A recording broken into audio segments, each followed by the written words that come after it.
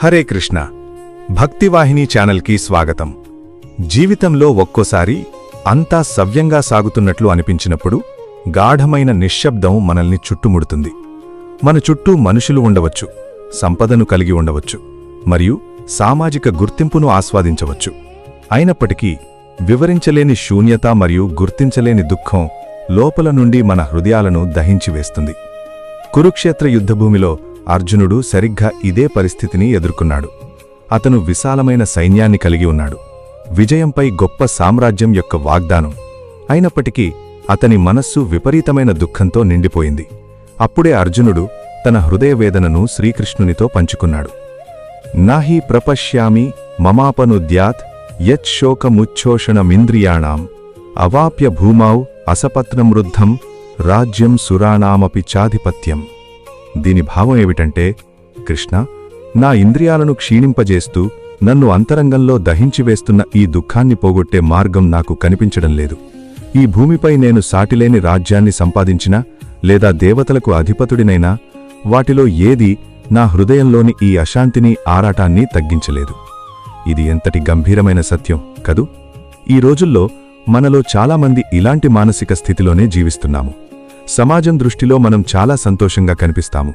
మనకు మంచి ఉద్యోగాలు, పెద్ద ఇళ్ళు, ఆధునిక సౌకర్యాలు ఉన్నాయి. కాని రాత్రి మనం ఒంటరిగా కూర్చున్నప్పుడు ఒక శూన్యం మన హృదయాలను వెంటాడుతోంది.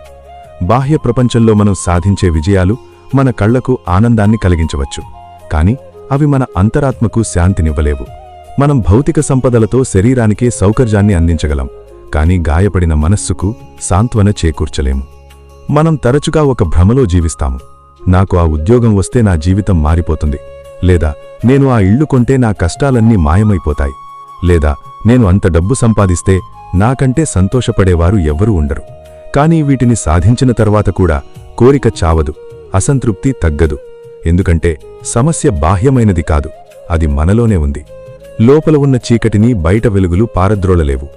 గాంధీవం పట్టుకున్న చేతులు వణకడంతో అర్జునుడి వంటి గొప్ప యోధుడు కూడా కన్నీళ్లతో తన రథం మీదే కుప్పకుపోయాడంటే మానసిక వేదన యొక్క అపారమైన శక్తిని మనం అర్థం చేసుకోవాలి.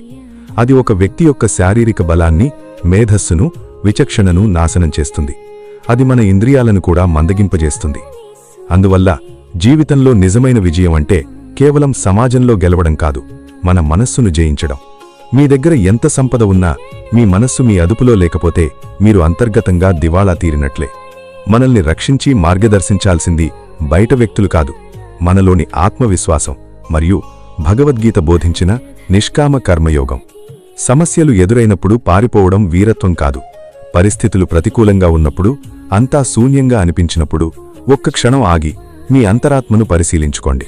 మీ బాధకు కారణం బయట వ్యక్తులు కాదు, మీ మనస్సులో నివసించే అజ్ఞానమే అని గ్రహించండి. ఈ దుఃఖాన్ని అధిగమించి ఈ నిరాశను జయించడానికి ఒకే ఒక మార్గం ఉంది.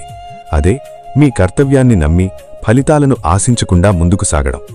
జీవితంలాంటి కురుక్షేత్రంలో సవాళ్ల వంటి శత్రువులు ఎదురైనప్పుడు మీరు భయంతో మీ ఆయుధాలను జారవిడిస్తే మీరు యుద్ధంలో ఓడిపోయినట్లు కాదు, మీమీద మీకున్న విశ్వాసాన్ని కోల్పోయినట్లు. దుఃఖం శాశ్వతం కాదు, ఇది మీ ఆత్మను బలోపేతం చేయడానికి ప్రకృతి ఇచ్చే ఒక పరీక్ష. మీరు ఈ సత్యాన్ని గ్రహించి మీలోని అనంతమైన శక్తిని మేల్కొల్పి మీ బాధ్యతలను ధైర్యంగా స్వీకరించినప్పుడే మీ మనస్సుకు నిజమైన శాంతి లభిస్తుంది. అప్పుడే మీరు నిజమైన విజేతగా నిలుస్తారు. హరే కృష్ణ. ధన్యవాదాలు.